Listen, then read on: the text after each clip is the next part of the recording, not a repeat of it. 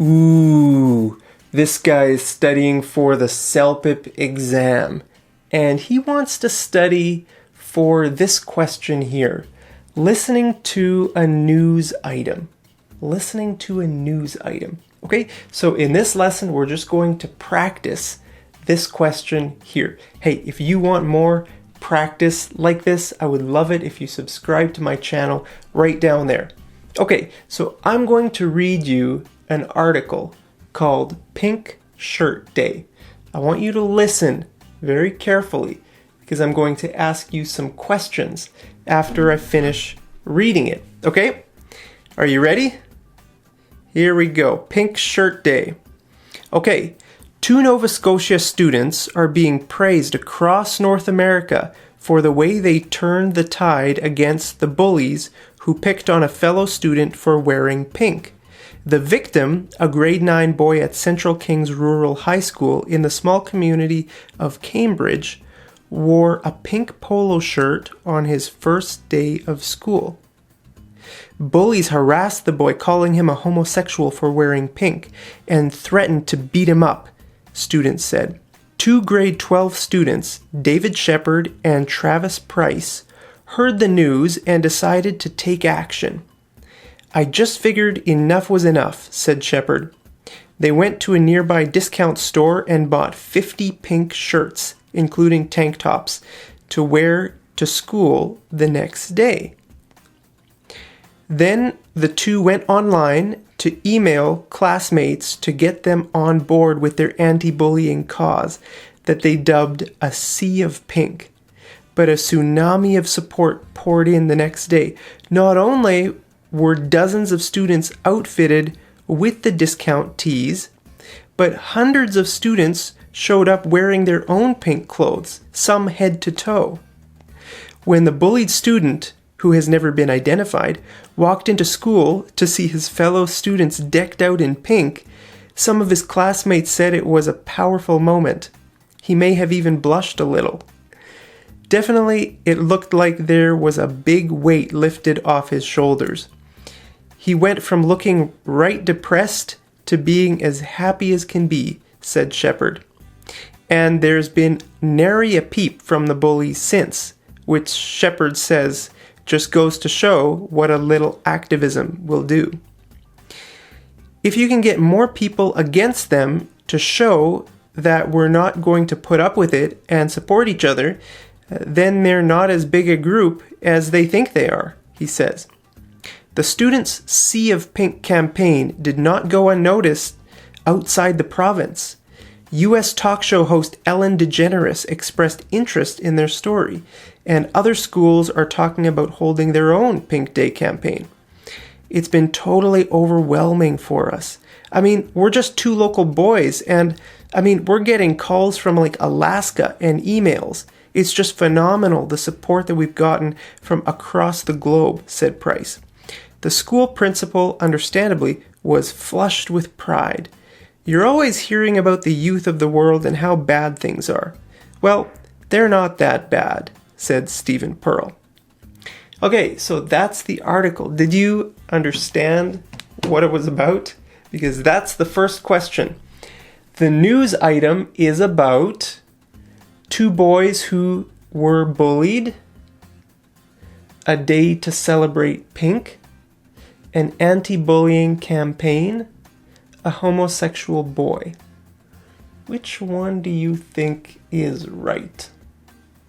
Well, I'm going to tell you.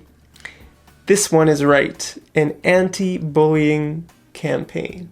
Okay, let's go to the next one. The bullies were punished, silenced, praised, given pink shirts. Which one do you think is right? The correct answer is silenced. Silenced. How do we know they were silenced? Well, because it says there's been nary a peep from the bullies since. There's been nary a peep. What does this mean? Well, to be honest, I've never really heard this before. I don't know what it means. But it's very obvious what it means in this context. It means that they were silenced. We haven't heard from them. The bullies, they were outnumbered, right? All the classmates showed up wearing pink, and they were silenced. It means nobody's heard from the bullies since. They stopped bullying people for wearing pink. Okay, so let's go to the next question. The school principal was proud, worried, given a pink shirt, called a homosexual. Which one is right?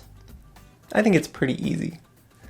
The first one is right. The school principal, it said, was flushed with pride. Flushed sort of means he was full of pride. Okay, the next one.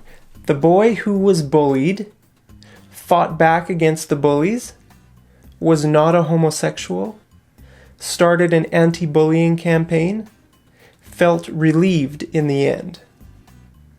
Which one is right? Well, the last one is right. He felt relieved. Remember, it said when he came to school the next day and saw all the people wearing pink shirts, he was relieved. It was like a weight had been lifted off his shoulders. We use that idiom. When a weight is on your shoulders, that means you're stressed out, you're worried. But when he saw how much support he had in the school, it was like a weight was lifted off his shoulders. So that means he felt relieved. Okay, the next question is, the Sea of Pink campaign went unnoticed internationally, got attention from outside Canada, was criticized by Ellen DeGeneres, received praise from the president. Which one do you think is right? Well, the second one is right. It got attention from outside Canada. Remember, it talked about Ellen DeGeneres hearing about it. Okay, criticized. She didn't criticize it. She liked the story. She liked the idea. Okay, it didn't say anything about the president. Went unnoticed internationally? No. It got a lot of attention internationally. Okay, so the second one is right.